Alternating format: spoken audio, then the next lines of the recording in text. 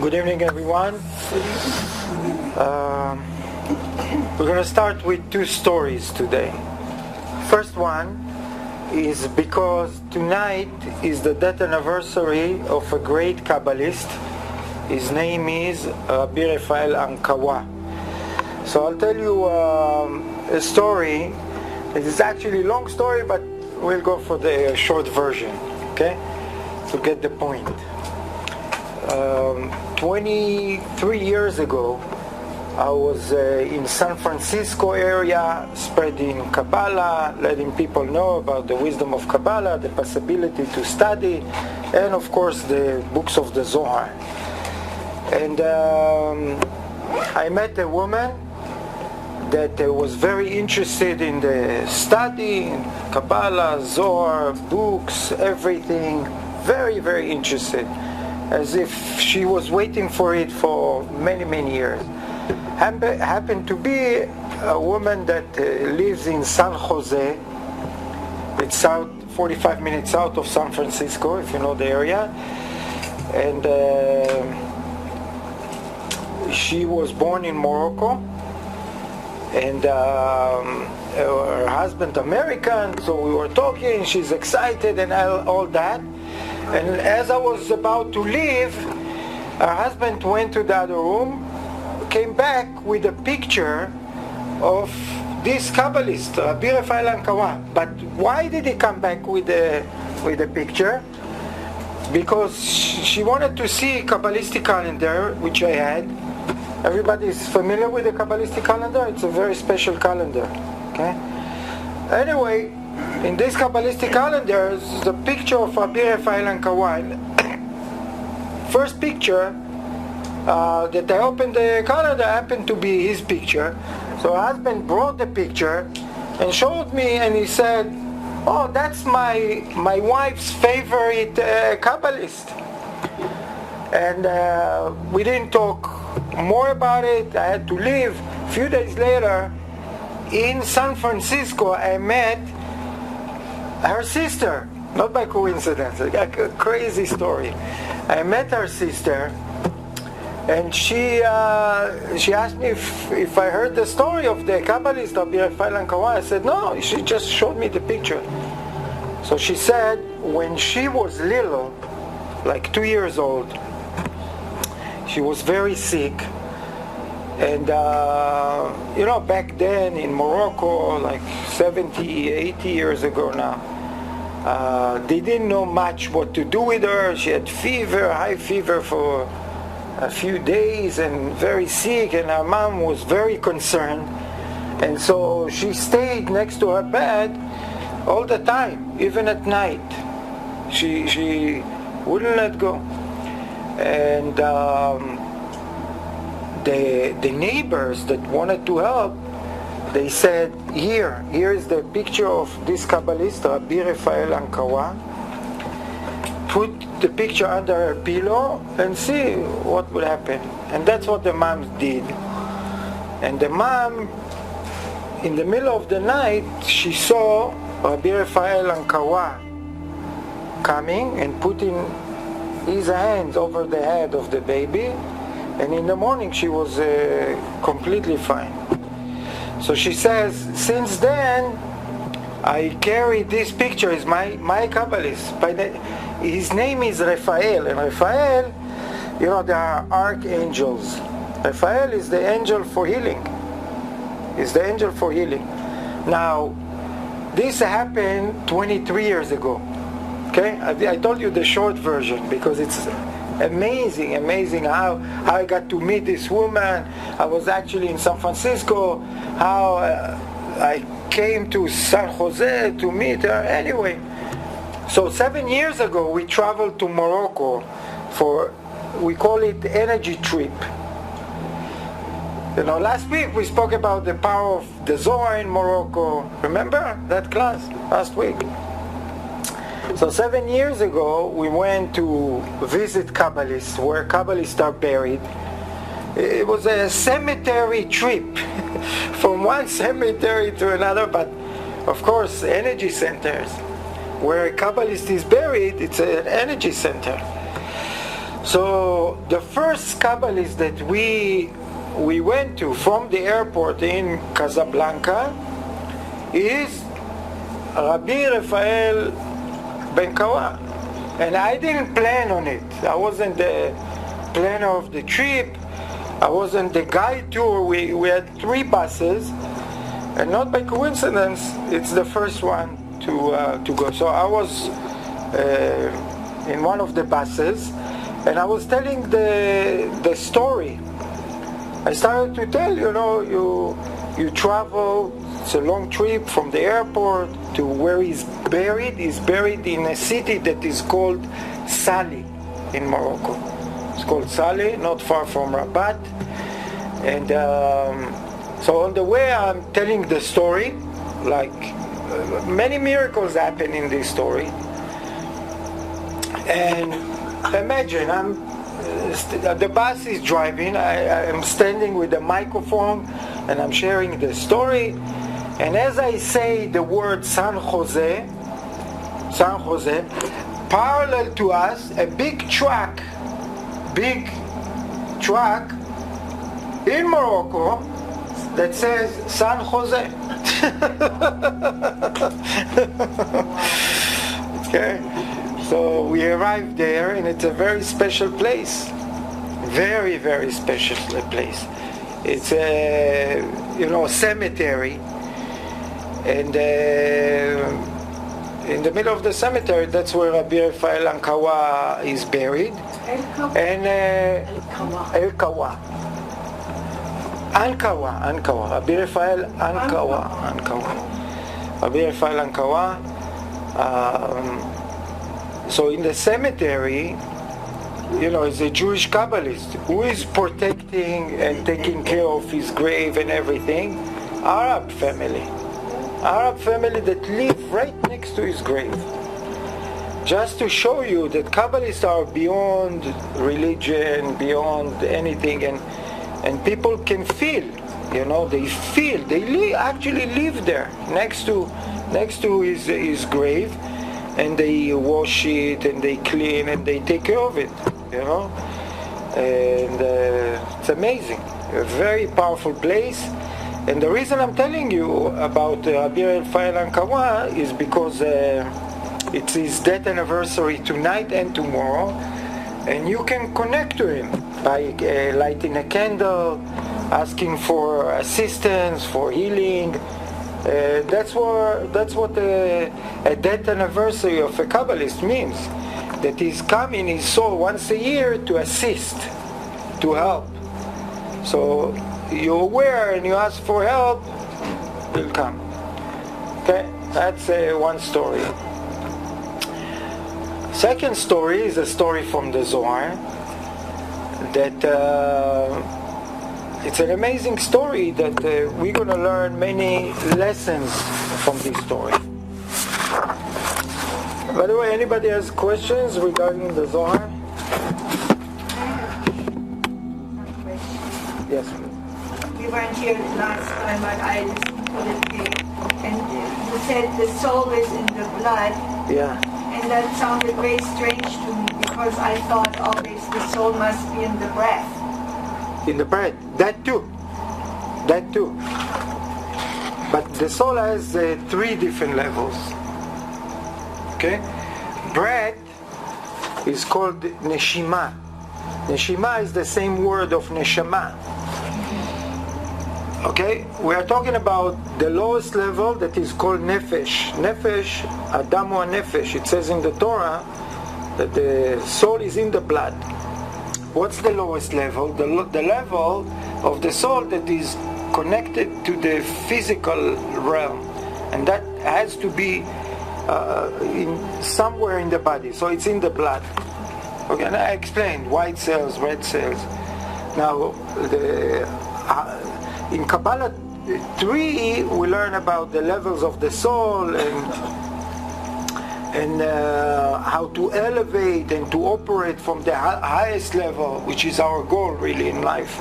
So the highest level is called neshama, and but that has to do with the breath. That's why, since you asked, I'll tell you a Kabbalistic secret. Because of that, we don't blow a candle by poof on the candle. Why? Because that has to do with the candle. Even if you have a birthday and they bring you a cake and everybody's expecting you to blow the candle with your bread, we don't do that. Because it has to do with the soul. Part of the soul might leave. Okay? And so you can blow it in, any way that you want, but not that traditional way. Okay? Kabbalists don't do it. Alright? Because ner, which is candle, it's also the same letter, not by coincidence. A candle is very spiritual. What did I say earlier? If you want to connect to the Kabbalist, what do? You light a candle. Right? If you want to connect to his soul, you light a candle. And so it's all connected. And the bread is really connected, is a strong connection to the soul. And just, blowing bread on a candle is actually blowing out part of the soul. And that's why we don't do it. There are connections. Second level, please. You said Ruach. Ruach. Nefesh, Ruach, Neshama. And then I had another one.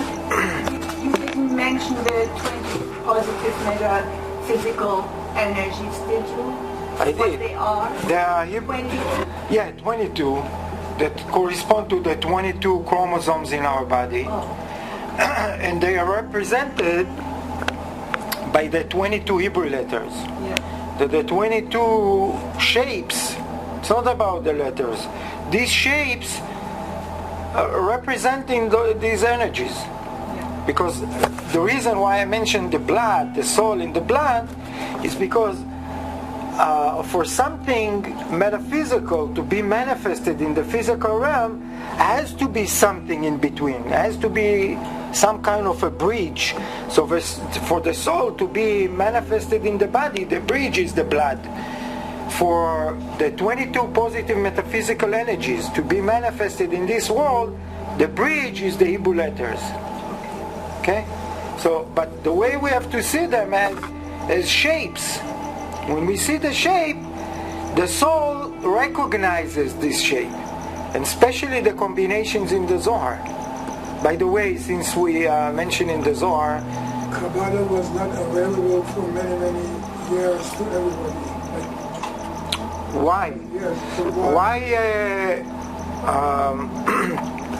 Why internet wasn't available for us 50 years ago?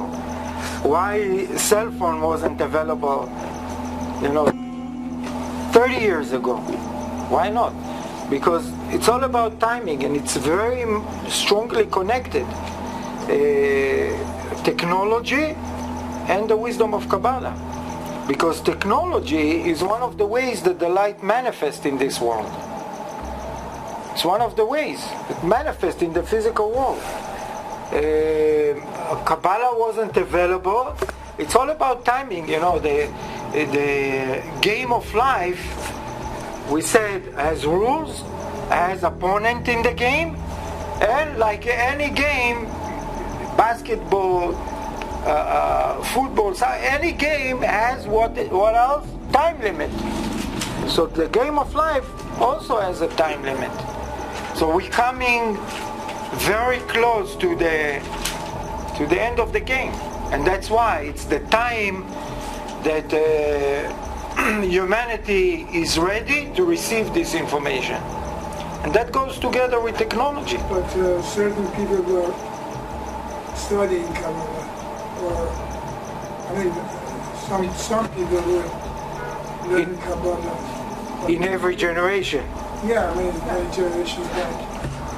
That has to do with the merit, with the zchut as we call it. Merit has to do with the soul. Not all the souls are the same, although we say it's one soul in the endless, but throughout the incarnations there are differences as far as the correction, as far as the purpose in life, as far as what's going to happen, what the person Many people are not open to spirituality. It's a fact. It's a fact. Why not? Some people are very open, very spiritual, very interested. Others not interested at all. It's a fact. What's the difference? The difference has to do with incarnations. So in every generation there were those that were somehow connected to the study of Kabbalah. And the fact that we are here, that also has to do with previous incarnations. It's not by coincidence. It's not my neighbor told me, and I saw the sign, I was passing by for a long time, and I saw the sign and I decided to come in, and no. It has nothing to do with anything physical. It has to do with the soul. Okay? Because the study of Kabbalah is it's for the soul.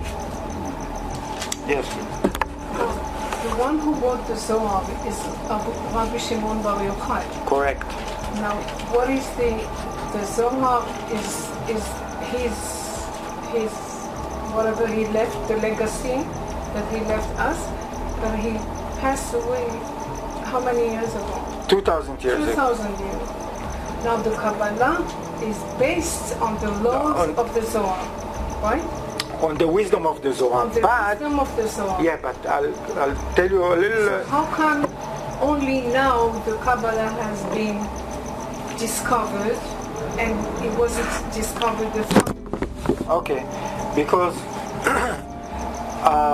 when Rabbi Shimon Bar Yochai wrote the Zohar 2,000 years ago, he wrote in the Zohar is going to be concealed for 1,200 years because humanity wasn't ready. The Dark Ages, humanity had to go through Dark Ages. It's part of the game. And only 700 years ago that was an opening. The age of Aquarius. What's the age of Aquarius?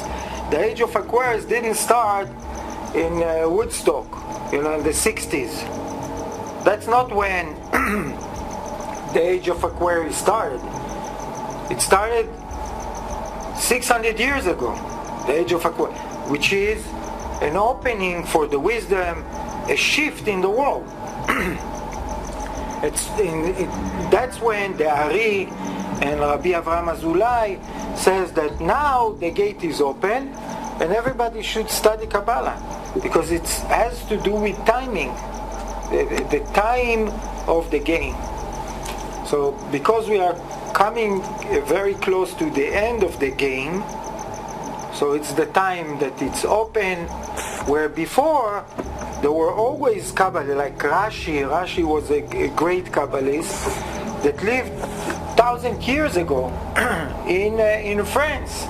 Somehow, few people in every generation had the access to the wisdom,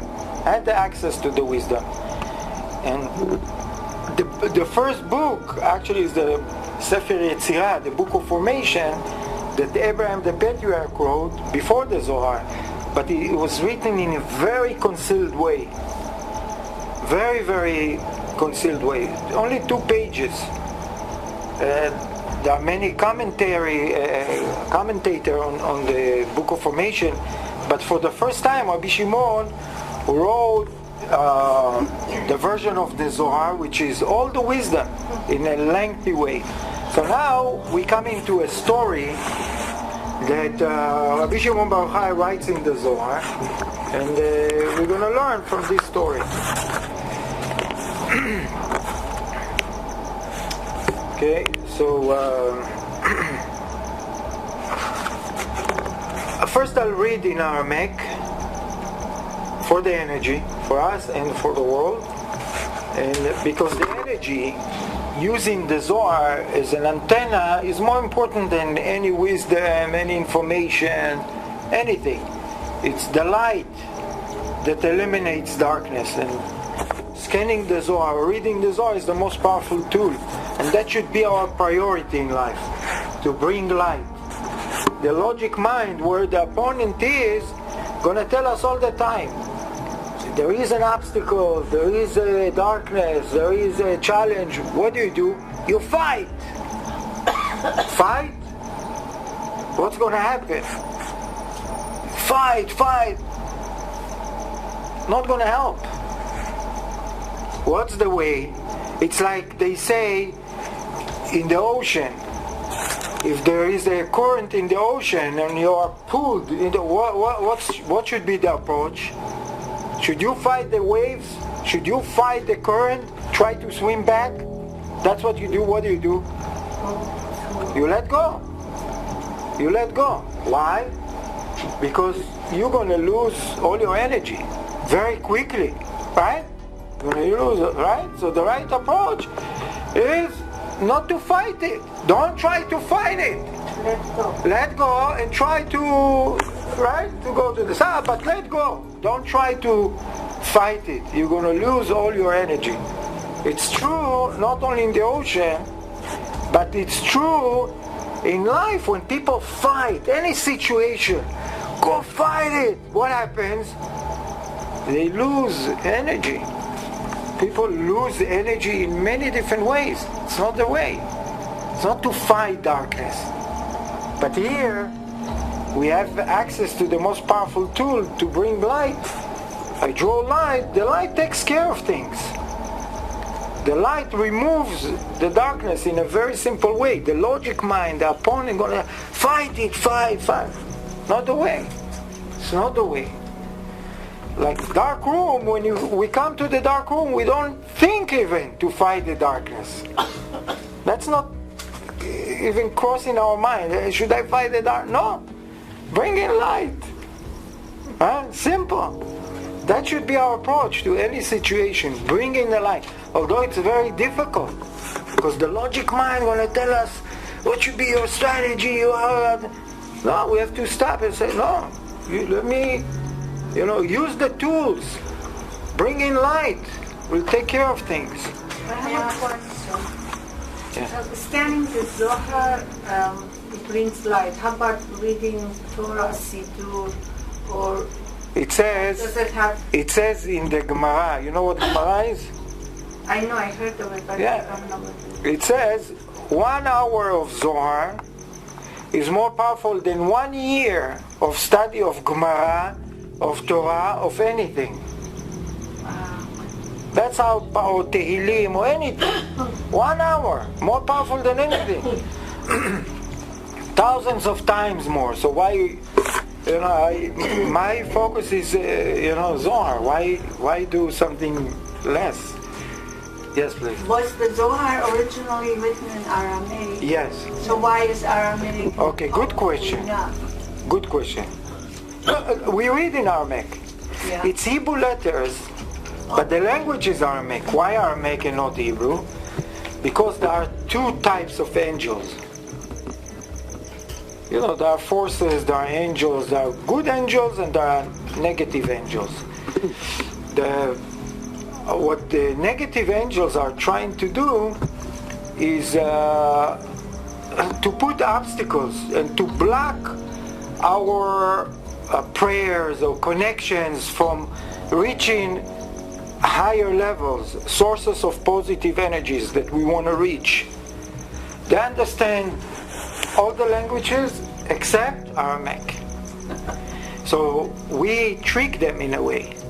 We use Aramaic and we go beyond those negative angels. That's why. What about Hebrew then? Hebrew reaches certain level, but the highest levels that we want to reach is with the Aramaic. Why? Why Aramaic? So, yeah. It's a special language. Because it's been written by the Kabbalists. Yeah. But people are complaining. What? Special. What is it? Armenian, Armenian? people, yeah. They don't speak Aramaic. It's not Armenian.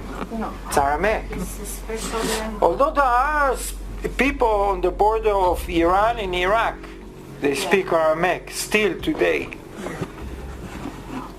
Yeah, but the spiritual reason is that these angels don't understand Aramaic. But what is the reason that Kaddish is said in Arabic? The same reason. Because the Kaddish is a very powerful prayer that we say. Why it's so powerful? Kaddish, there are different types of Kaddish. In the middle of the prayer, Kaddish is a bridge to jump. Because in the prayer we go from our level, we reach high levels to get energy, and we go down. So the Kaddish is the bridge. Okay? From one level to another, 4 different levels. Okay? And there is also Kaddish for death anniversary. Let's say if a parents or somebody death anniversary, you say Kaddish for the elevation of the soul. Right? It's Kaddish, not in Hebrew. For the same reason, because it's powerful. So these angels don't understand it. So are these angels the opponent, or is that? There are forces of the opponent.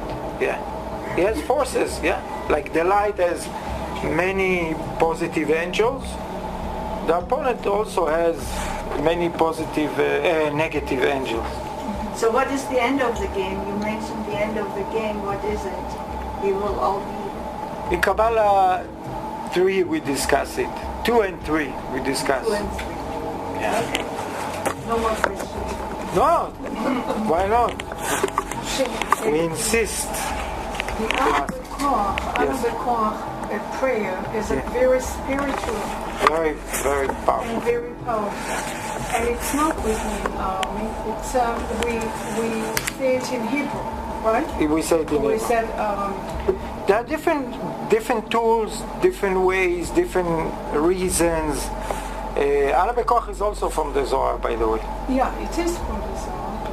It's written in Hebrew.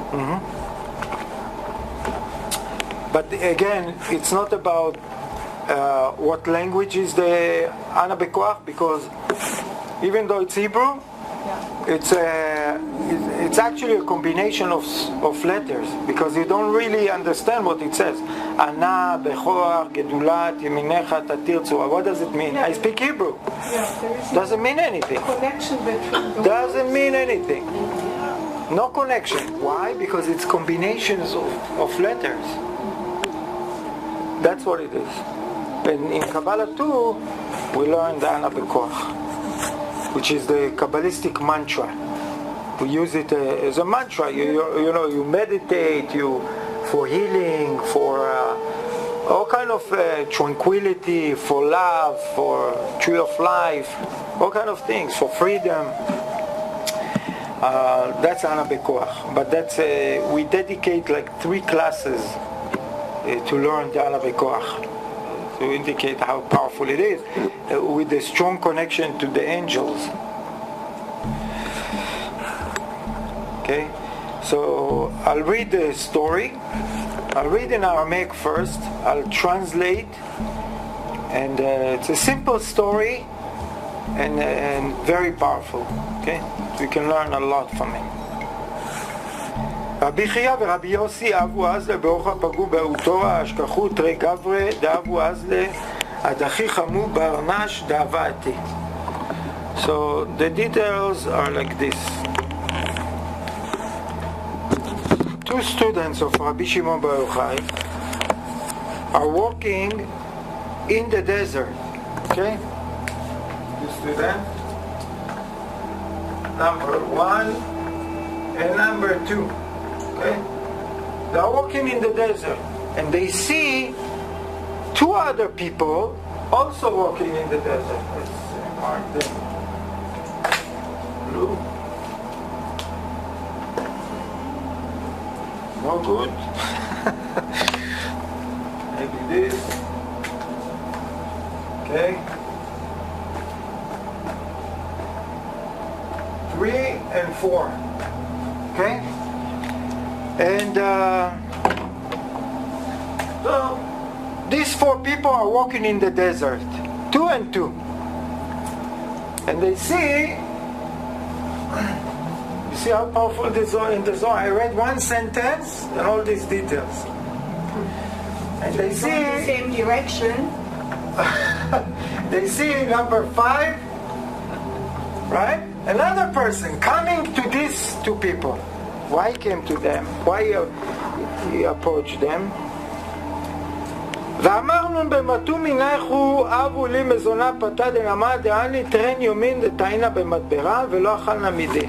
So he tells them, please, can you help me? I got lost here in the desert for 2 days. I haven't eaten or drinking anything. Okay?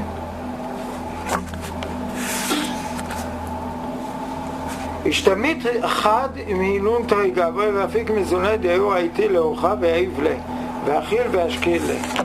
So number 3 said, of course, they have food and water, sit down. And he gave him food and water. He ate and drank. אמר לחברי מה תעביד מן מזונה דענה דידי אכלנה. So his friend number 4 is telling him, what are you doing? I have food just enough for myself. I'm not going to have to give you.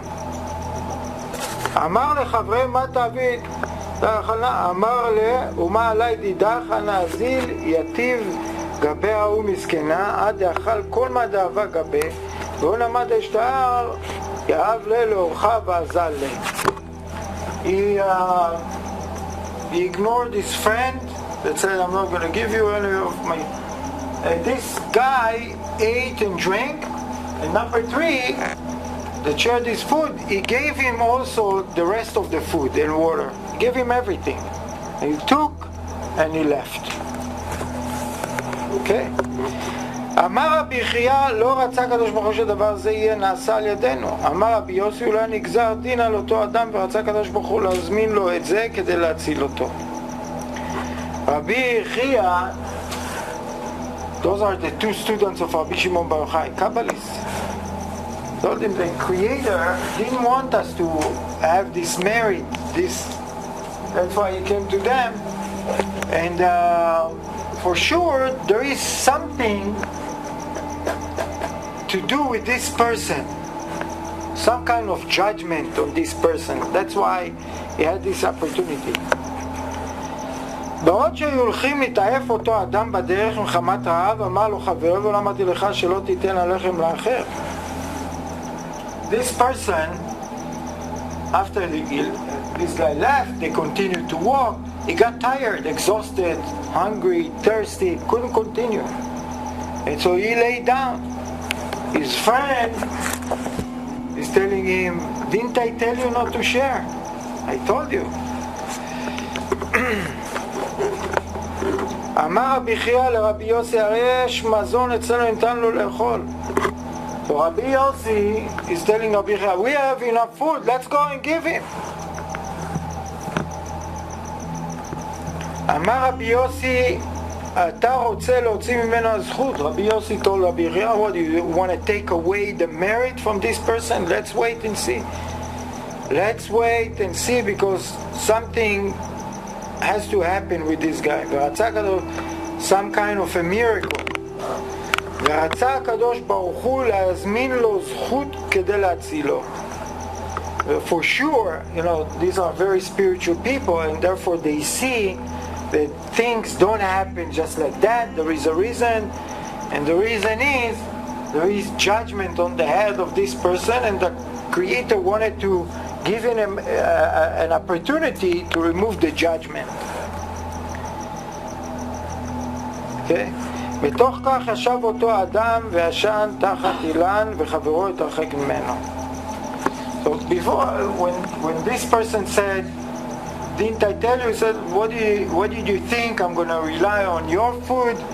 And he lay down, he couldn't continue. His friend left him. רבי יוסי אמר לרבי חייא, אתה נשב ונראה כי ודאי שקדוש ברוך הוא רוצה לעשות לו נס. רבי חייא said, no, don't give him the food yet. Let's wait and see, because for sure a miracle going to happen here. קמו והמתינו, בתוך כך ראו מן האפה בלהבות עומד אצלו. Suddenly this person fell asleep, exhausted, the heat in the desert and all that, fell asleep. And suddenly they see a snake coming close to this person. אמר רבי יוסי, זכאי הוא אתה אדם שקדוש ברוך הוא יעשה לו נס. בתוך כך Rabbi Yossi said, he deserves a miracle. בתוך כך ירד מן האילן נחש אחד ורצה להורגו, קם אותו היפה על הנחש והרג אותו, היפה פנה ראש והלך לו. Another snake came and killed that snake and left the place. You know, there are snakes. Before this story, I didn't know about it, but there are snakes that their purpose is to kill other snakes. You know, you're familiar with these snakes? The other day I visited somebody in Oak Park, you know, and he was showing me a picture that the snake came, you know, to the stairs, you know, to the house, and he told me, no, this snake is not dangerous. His expertise is killing other snakes. He doesn't care. He doesn't bother with people. He kills snakes. That's his. Forgot the name of that snake. But that's what happened here. A snake killed that snake that was about to kill this person. אמר רבי יוסי, ולא אמרתי לך שהקדוש ברוך הוא רוצה, רבי יוסי told him, didn't I tell you, he deserves a miracle. בתוך כך ניער אותו אדם משנתו, after a while the person woke up, and then אחזו בו רבי חייא ורבי יוסי ונתנו לו לאכול. And that's when they came to him and they gave him food and water and all that. אחר שאכל הגידו לו הנס שעשה לו הקדוש ברוך הוא. After he ate and drank, after they revived him, they told him the miracle that the Creator created for him. Okay. It's in the Zohar, the portion of Behar. In the English Zohar, if you want to read the entire story, because it's a section from this story, it's volume 16, page 350. You can read the translation and you can see more details. Okay, so this is a story that if we want to learn from this story, we have to raise some questions. So the first question, we're going to raise at least 4 questions. Okay, first question: why this person came to them and not to them? Because there are no coincidences. Number 1. Number 2, why did he give all the food? Person wanted just to eat and drink, to be able to continue. He gave him all the food. Question number 2. 3, why did he say to his friend, don't give him food now? Because he wanted, when he saw that he is exhausted, he said, let's give him food, we have food. He said, no, don't give him now the food, let's wait and see. And question number 4, I think it's the most important question to learn from. When was the test? Because right, it was a process, there are stages that this person went through. He went through a few stages. Where was the test for this person? Because this question is very connected to the reason or the answer that the person gave to his friend. No, don't give him the food yet, because he had to pass a test. Where was the test? What stage? So the first stage is when he was approached. Give me food. Right? He said, here. And then second stage, he gave all the food. And then third stage, his friend told him, don't give food, I'm not going to give you... So he injected doubts in his mind. You're not going to rely on me because I'm telling you right now, I'm not going to share with you. So you're on your own. You're not going to have food. All right? And then he continues to walk, and then he's exhausted, and he falls asleep. At what point, what stage did he experience the real test? In other words, when was the most difficult time for him? When he did not ask for food. When he didn't ask for He food. did not ask for food. Okay, nice. To give everything that Okay, nice. I didn't think about his life. Maybe he can die, and he didn't say anything. When? At what stage? When he was exhausted, you mean? No, when he lay down already. Okay. When he lay down, what do you say exactly? I think he lay down and he was waiting for the end of that. It means what God was going to do. Maybe it's No, what you said is interesting, what you said before. What did you say exactly? He didn't... I didn't react. In what way a person would react normally? He Is didn't talk, he didn't say anything. He didn't talk, he didn't say what? I'm going to die. Help me, I would like to drink. Okay. he Interesting. didn't regret. Beautiful. What was that? He didn't regret what? That's why he gave this food. Beautiful. That's the real test. And it's all connected. You know, he didn't ask for food, he didn't regret. That's the exact... When he lay down, when he was exhausted, and normally what a normal person would do? Ask for help. Not just ask for, but also, you know, the normal way of thinking is to see, you know, I gave, I shared, and look at my friend, he's gonna make it. He's strong.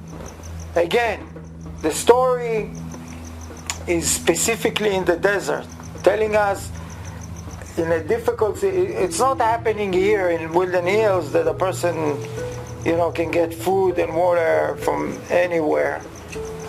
Right? When he shares his food, let's say you buy food and somebody's approaching you, I'm hungry and thirsty, what do? You happily give, right?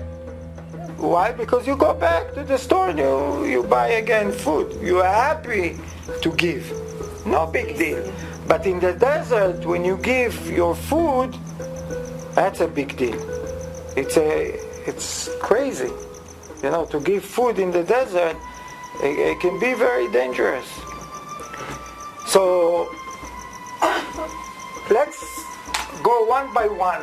First question, why did he come to them and not to them?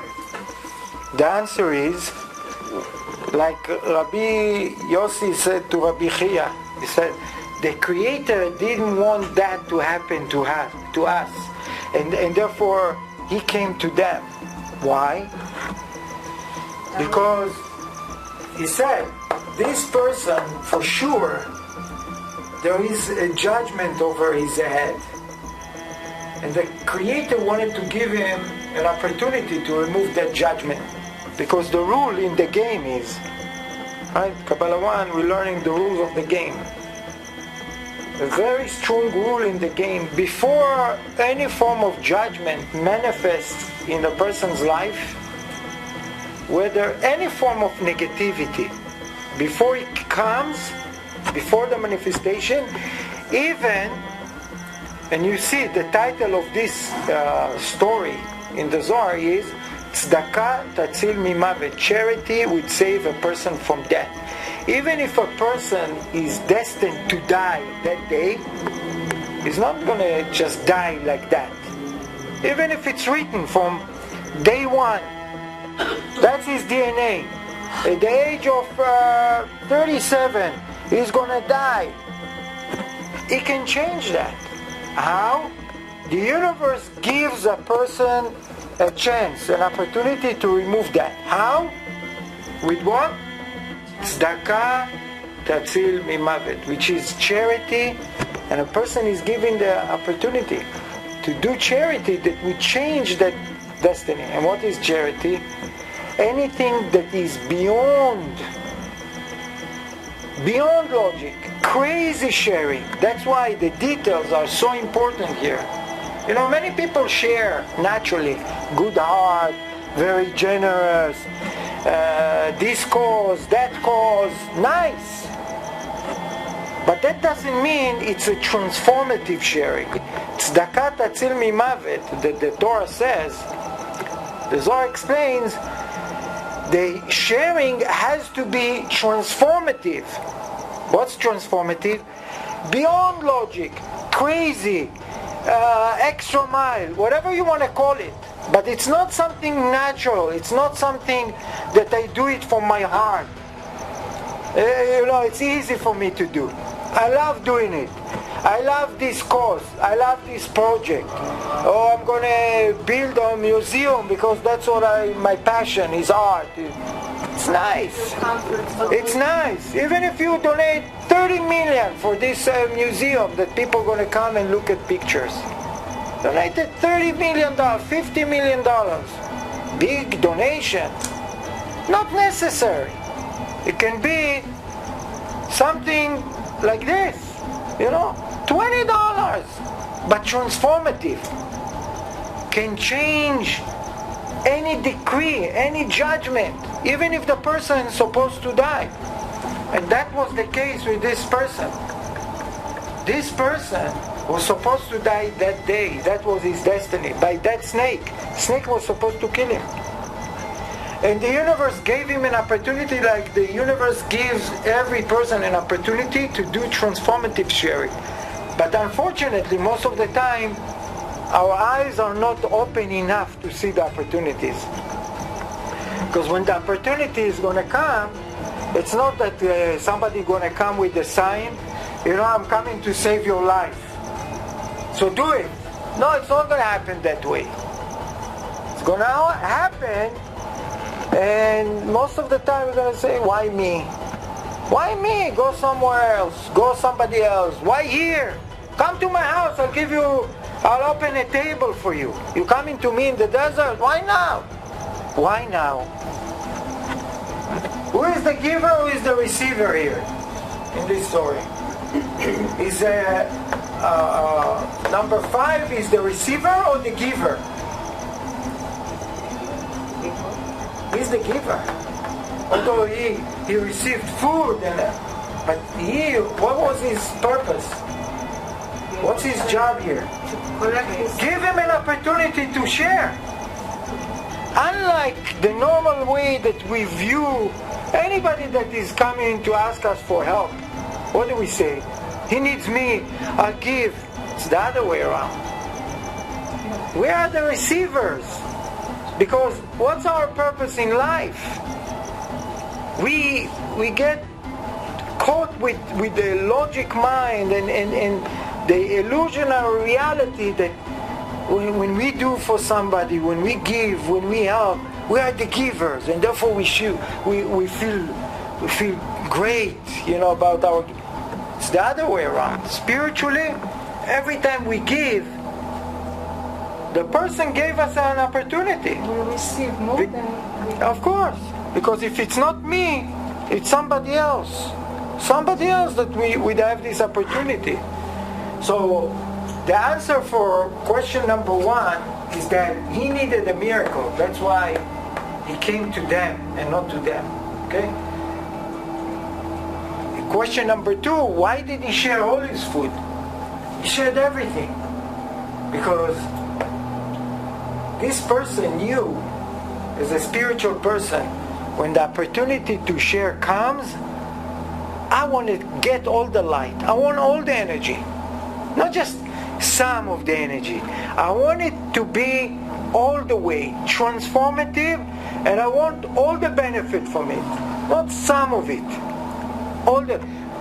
Which means no agenda, no attachment, no fear, no hesitation, no doubts. I have total certainty that it's for me, and therefore I want to share everything.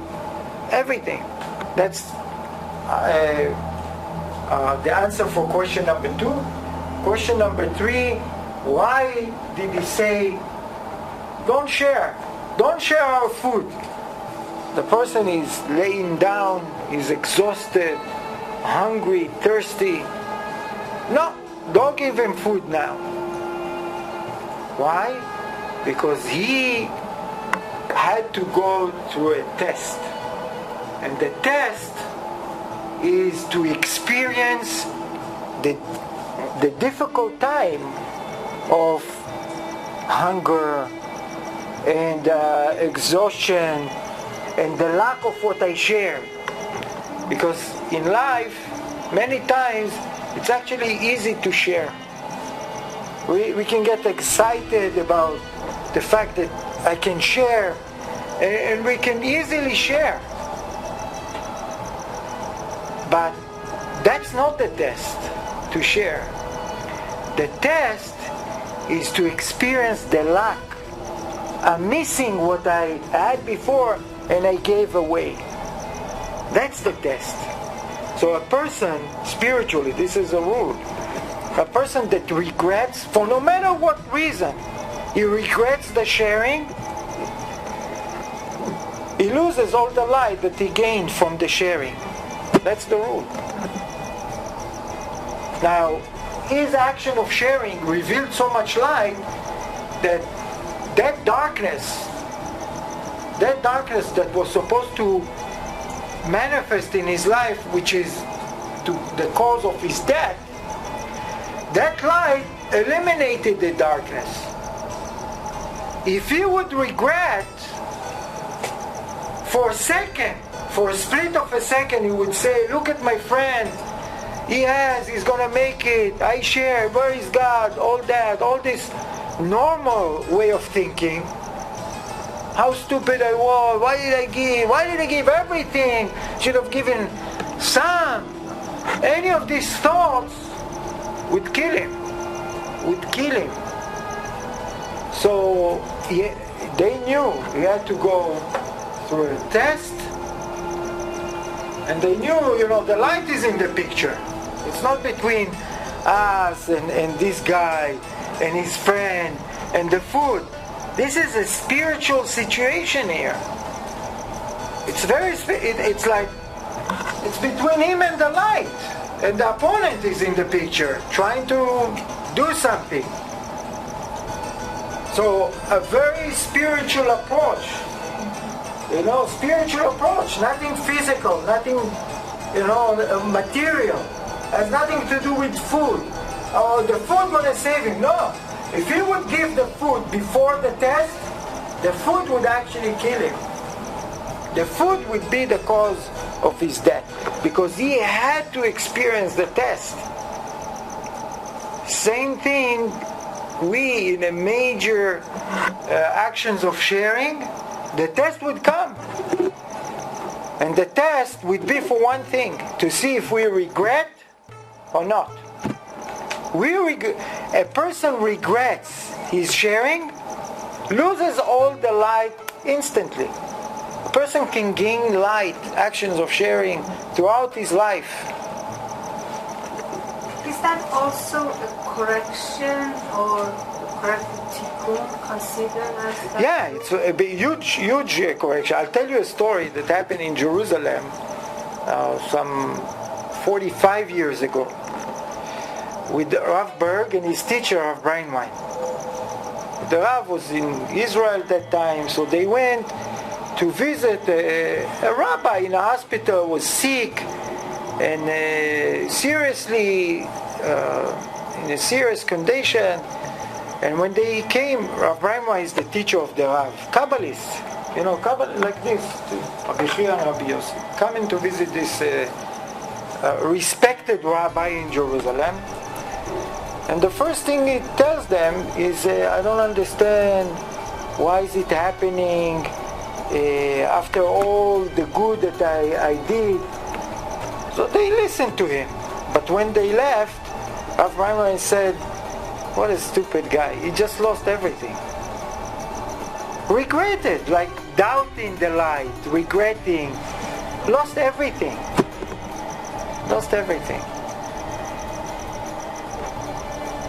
The action of sharing, any form of sharing, with any outcome, any result, anything that is happening in life has no connection.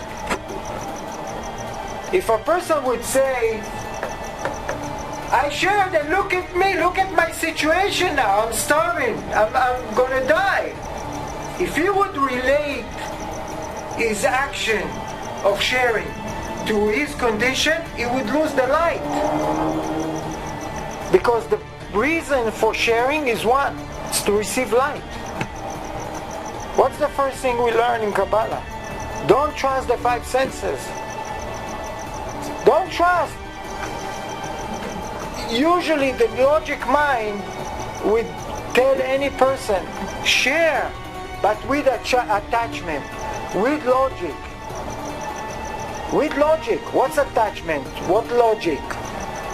Agenda. You share. You expect to receive. You share for receiving. It doesn't work this way. We can't see the big picture. We have not ways. We don't have the tools to see the big picture of life. And that's why we need to remind ourselves all the time the most important information of why we came to this world. In the endless, the only thing that we didn't have is the ability to share. We had the desire to share, but we couldn't manifest it. That's why we came to this world. Transformative sharing. We do a transformative sharing. The right approach to it should be one. I do the action of sharing and I forget about it. Meaning, has no connection to anything else that I would experience in my life. There is no connection. Why? Because I don't have the tools to see the connection. When is it going to manifest? Well, one thing I have to be certain about, that my action of sharing, transformative sharing, revealed light in my life. How is it going to manifest? Where? I don't know. I don't have the tools. But definitely not to doubt and not to think about the sharing. If he would think about the sharing or relate or compare any of the actions of sharing to what he's experiencing, the snake would kill him. That's what the Zohar says. For us, it's a huge lesson. The test is not the sharing. Many times we'll be excited and we'll have and we can share. Yeah, why not? But then, many times, the test would come, and the test is the lack of that thing that they share. And most people, why did they share so much? Why was I so stupid to share? And doubts and uncertainty. That's when the opponent enters. The angel of death is the opponent. That's the darkness. That's when he enters. Every person that does an action of transformative sharing would have, the test coming somehow. Not necessarily lacking of that. You can hear bad things about the person or place or something to inject doubts and uncertainty. That's the test that every person would have to pass. And that's what determines if the person maintains that light or the light leaves. But again, to show us the power of consciousness, a person could take the biggest action of sharing. The consciousness, only the consciousness, without even any action to gain back, to take back the sharing, whatever he shared. Just the consciousness, doubting or regretting or any of that, can lose all the light that he gained with the action of sharing. And therefore, what the Zohar is teaching us is when we do sharing, any form of sharing, the right approach is to forget about it. For our benefit. It's to completely not to have any attachment to the sharing. I did the sharing, forget about it completely. I'll give you practical examples from life. Let's say you save somebody's life, share this food, right? Let's say this person later on, a week later, he meets this person in his town, okay? And this person talks bad about this person.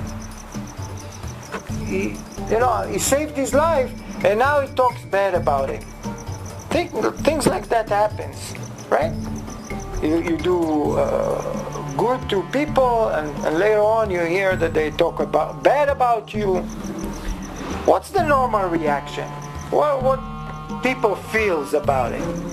People get angry, people feel betrayed, people are confused, people are upset, and they decide to do all kind of things. Is it reactive or proactive? Reactive. Reactive, which means wrong. It's not the right approach. What would be proactive? Proactive would be, I saved this person's life a week ago, and now he talks bad about me. Do I have a problem? That should be the approach. The proactive approach is, he has a problem. Why should I feel angry? If I feel angry, that's to be stupid. I did only good to the person. If he talks bad about me, he has a problem. Has nothing to do with me. He only gave me an opportunity to share.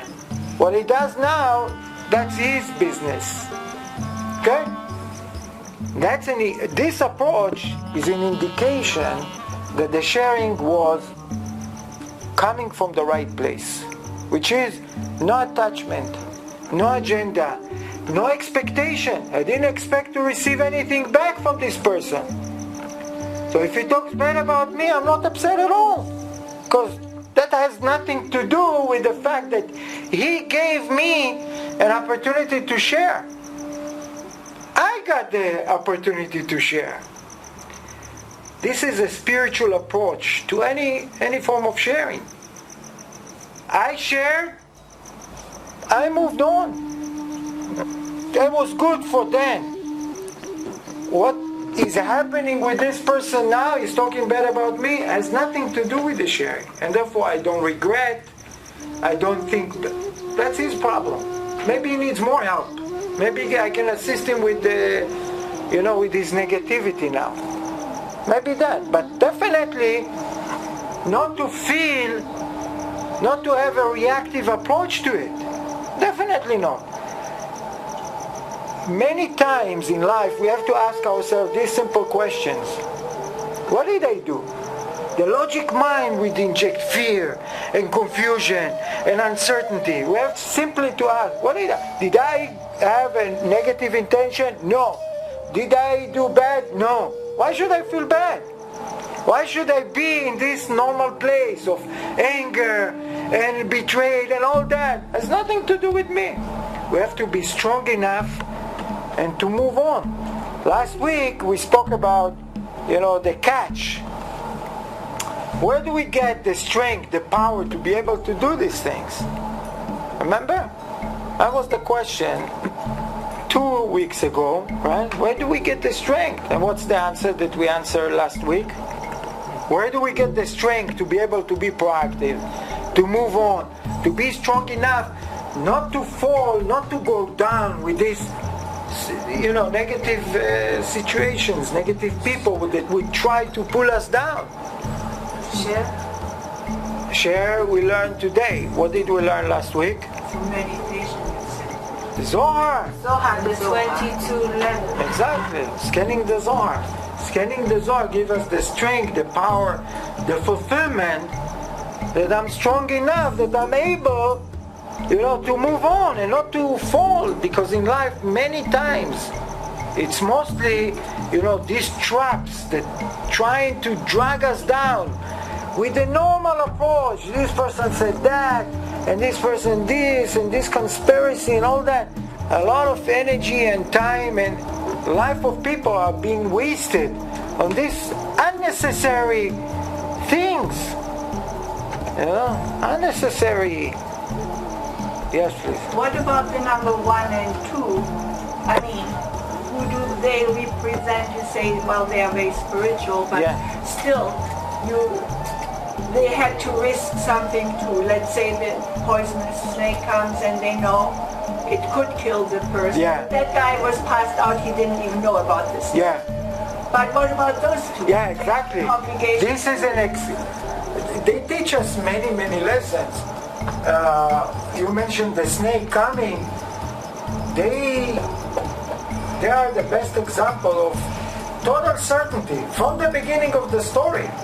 When he saw what happens with this person that is asking for the food and this person is sharing, what did he say about that? For sure, a miracle is going to happen. This is very interesting. Judgment over the head of this person. That's why he was given this opportunity to remove the judgment.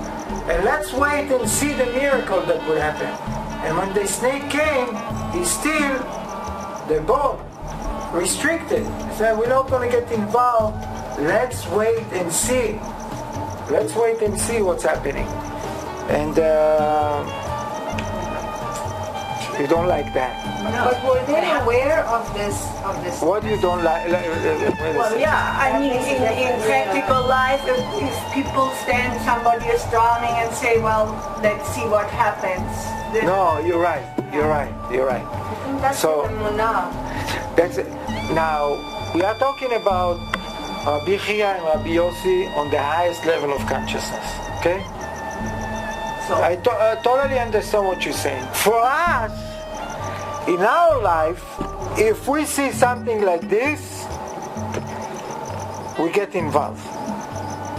If I see somebody before falling from a cliff, I have to do something. If I see, any form of, if I see somebody drowning in the ocean, I have to do everything to save the person's life. Okay? We have to get involved. But we are talking about, the most elevated people with 100% trust. She said emunah. Emunah is certainty, trust in the light. Okay? But we have to take the lessons that we can relate to our day-to-day life. You're absolutely right. If we see somebody in danger, we have to get involved. Okay? But there are levels. 1 and 2 are... Okay, so I'll tell you since... I'm sorry, what? Angels. 1 and 2 are... Levels of angels. So since you asked details, I'll tell you more details. Nothing happens in this world without an order from above. Meaning that if a snake comes to a person, he's going to bite or kill the person only if he gets an order from above. Okay? The snake is not doing anything on his own. There is only one animal that doesn't get an order from above and therefore it's actually good to kill this animal if you see it. Only one animal. Any other animal, nobody is allowed to kill. Not even a snake. what is that animal? What, anybody knows? Human beings, I think. No, it's a scorpion. Nobody's allowed to kill human being no matter what. What? A scorpion. A scorpion. We are not allowed to kill? No, that's the only animal that you're allowed to kill. Not the snake? No snake. Snake wouldn't kill a person without an order. Okay? Even there are laws. Even if let's say you do Amidah, meditation, you pray, a certain prayer we don't move. A snake is coming and is around your leg. You're still not allowed to move. If you have certainty and trust the light, is not going to bite you even if he's around your leg. He's going to bite a person only with an order from above. Any snake. That's the rule. Scorpio doesn't get an order. Only animal to kill. An ant, you're not allowed to step on an ant. You're not allowed to kill a bee or anything. Only Scorpio. Okay, I mentioned this since you asked. So they knew the snake is coming. It's not going to kill him. Because they saw what he did, connected the big picture, and they said, from the beginning, it deserves a miracle. The snake for sure not going to kill him. Okay? But for us, normal people, we see somebody in danger, when maybe we wake him up, maybe, right? Something. But we definitely, if we see somebody in danger, we need to get involved. We need to save the person's life. Okay? I see these two, the Rabbi Yossi and the other one, as if they are not present. They are not. Yeah, exactly. Just watching it, and maybe they are somewhere. Yeah. Like maybe like to show us how should be the ultimate spiritual approach to things in life. How to really view things. Right? That's what they really represent. What's the real spiritual approach? What's really is happening?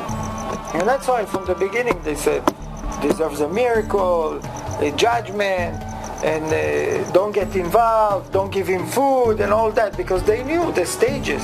They knew has to go through the difficult time and to pass the test of certainty, the path of certainty. So this is the beginning of learning about the power of sharing. We just started to really learn about the power of sharing. And what we want to take with us today, we're going to continue with sharing, because we need to bring it more to our day-to-day life with different examples, different situations in life.